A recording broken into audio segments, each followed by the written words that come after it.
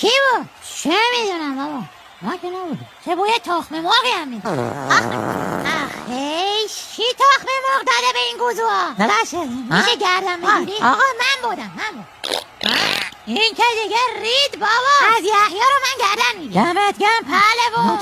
گردن میگیرم چیه بابا؟ خفه شدیم. راست میگه بابا، نگه داریم خودت.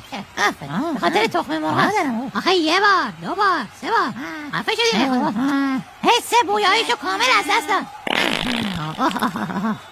تخم مرغ کارشو کرد. نگوز.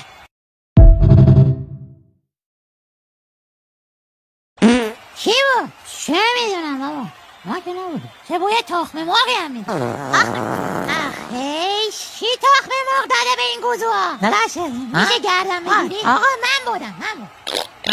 این که دیگه رید بابا. از یحیی رو من گردن میگیرم. دمت گرم پهلوون. گردن میگیرم چیه بابا؟ خفه شدیم. راست میگه بابا، نگه داریم خودت. به خاطر تخم مرغ ندارم. آخه یه بار، دو بار، سه بار خفه شدیم. حس بویاییشو کامل از دست داد. تخم مرغ کارشو کرد. نگوز.